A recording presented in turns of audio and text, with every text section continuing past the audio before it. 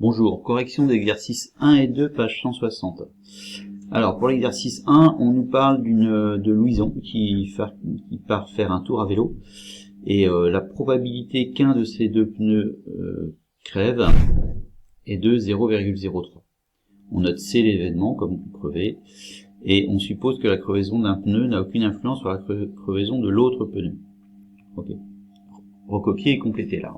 Alors, il y a deux niveaux dans l'un. Pourquoi ? Parce que en fait, il y a deux pneus. On peut parler par exemple du pneu avant, ici,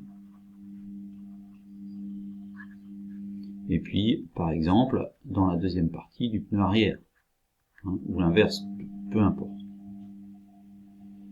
Peu importe parce que les deux pneus ont la même probabilité de crever, qui est de 0,03, et cette probabilité est indépendante, c'est-à-dire si le premier crève, la probabilité de crever le deuxième est la même. Voilà. Et pareil ici, du coup, si le pneu avant ne crève pas, la probabilité de crever le pneu arrière est de 0,03. Alors compléter l'arbre, ça veut dire trouver la probabilité que le pneu ne crève pas en fait. Donc si la probabilité qu'un pneu crève est de 3%, 0,03, bien la probabilité qu'il ne crève pas est de 0,97. Donc on peut recopier ici le 0,97. Alors, exercice très simple, ce qui va m'intéresser moi maintenant, c'est d'aller un peu plus loin, c'est-à-dire de dire, voilà, en fait, qu'est-ce qu'on a ? On a ce qu'on appelle une expérience de Bernoulli, c'est-à-dire une expérience, donc je vais là, peut-être changer de couleur, ce sera mieux, ça, c'est ce qu'on appelle une expérience de Bernoulli.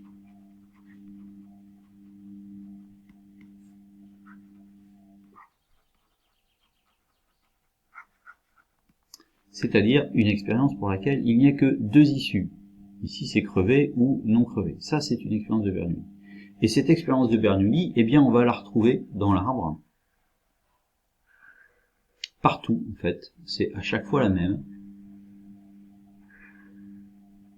Donc, ce sont bien des expériences de Bernoulli, et identiques, puisqu'on a les mêmes probabilités. Et ce qui assure qu'on a les mêmes probabilités, c'est l'indépendance, en fait. On peut réécrire le 0,03 ici sur le pneu arrière. Alors que, par exemple, si vous passez dans une zone où il y a du verre pilé par terre, vous avez des chances de crever le premier pneu, et donc si vous crevez le premier pneu, vous avez plus de chances de crever le deuxième aussi, parce que ça veut dire que vous êtes dans une zone difficile. Ici, c'est pas le cas, on a la même probabilité et indépendante. Voilà. Donc, on a ici en fait la répétition d'une expérience de Bernoulli.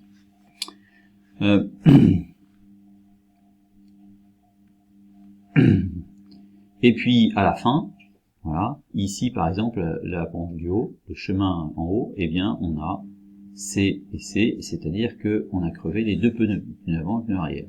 Ici on a C et C bar, c'est-à-dire que on a crevé que le pneu avant. Ici on a C bar et C, on a crevé que le pneu arrière, et enfin ici on a C bar et C bar. On a crevé les deux pneus. Si on s'intéresse au nombre de pneus qu'on a crevés, on note X, le nombre de pneus crevés. Donc ici, ça correspond à X égale 2. Ici, ça correspond à X égale 1 pneu crevé. Ici aussi. Et ici, X égale 0. On n'a pas crevé. X, c'est ce qu'on appelle la variable aléatoire, enfin une variable aléatoire.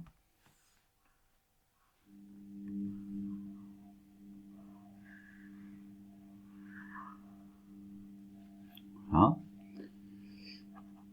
C'est-à-dire, c'est un nombre, variable aléatoire, c'est un nombre qui correspond à un événement. X égale 1, ça veut dire j'ai crevé un pneu, j'ai crevé une fois. X égale 0, je n'ai pas crevé. X égale 2, j'ai crevé deux fois. Et donc, on va pouvoir calculer la probabilité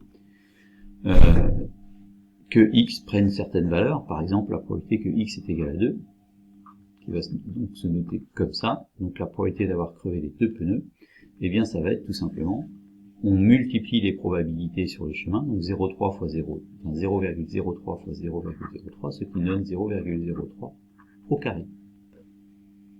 De même, la probabilité que x soit égal à 0, on va trouver 0,97 au carré. Voilà, on suit le chemin pour arriver à cet événement. Et ici, eh bien en fait, la probabilité que x soit égal à 1,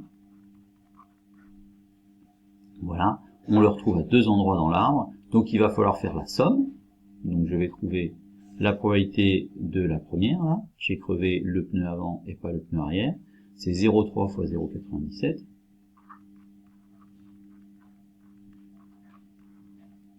Et la probabilité de crever que le pneu arrière, c'est 0,97 fois 0,3. Donc en fait ça donne le même nombre, et rappelez-vous, il faut faire la somme des deux, pour trouver la probabilité de cet événement complet, là, x égale 1. Donc je vais avoir 0,03 fois 0,97 plus la même chose, donc en fait ça revient à faire 2 fois ce nombre-là.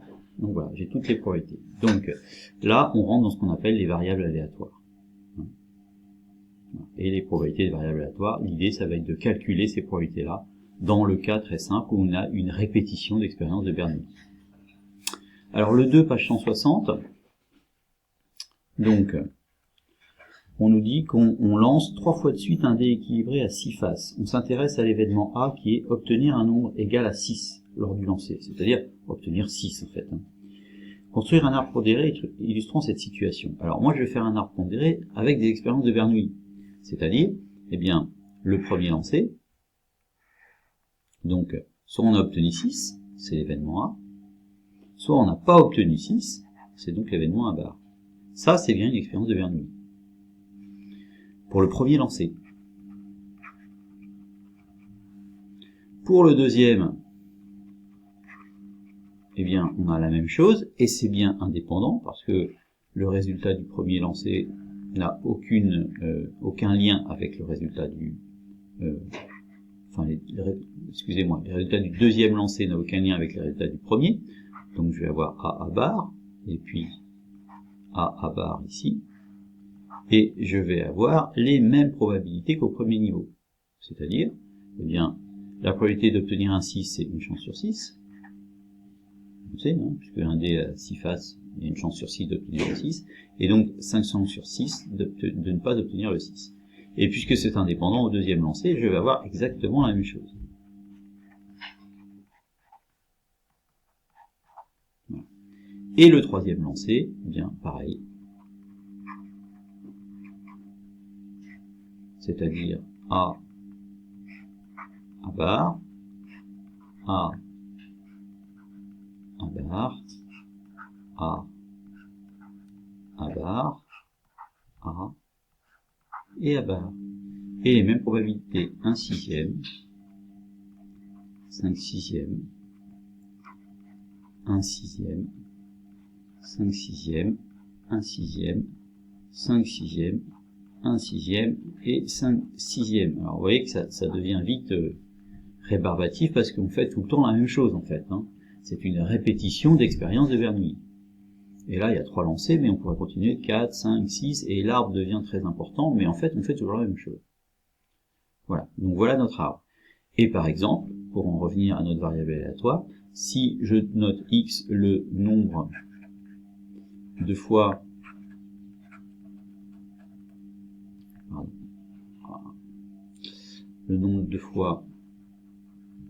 où on a obtenu 6. Donc ici, par exemple, j'ai x égale 3. Ici, j'ai x égale 2. X égale 2. X égale 1. X égale 2. X égale 1. X égale 1. Et x égale 0. Voilà. Si je veux calculer la probabilité que x est égal à 3, par exemple, pardon.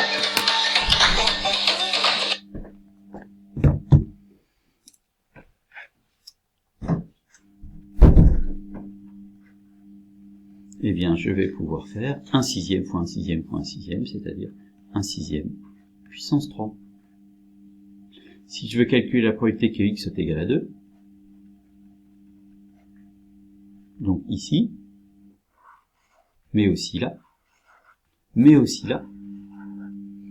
donc j'ai 3 branches, il va falloir que je fasse la somme, et ça va donner en fait, alors pour x égale 2, j'ai a, donc 1/6 au carré, et comme j'ai obtenu que 2 fois 6, il y a forcément une fois, ici par exemple, où je n'ai pas obtenu 6. Donc je multiplie par 5/6. La probabilité de ne pas obtenir 6. Et ça, je le trouve 3 fois, et les 3 branches sont identiques. Regardez, 5/6 fois 1/6 fois 1/6. Ça fait bien 1/6 au carré fois 5/6. Et donc, je le retrouve 3 fois. Donc, en faisant la somme, il faut multiplier par 3. Voilà. Donc, sur ces opérations qui sont répétitives, voilà, on va se demander comment on peut calculer directement la probabilité de la variable aléatoire. C'est ce qu'on va appeler une loi binomiale. Voilà pour cet exercice.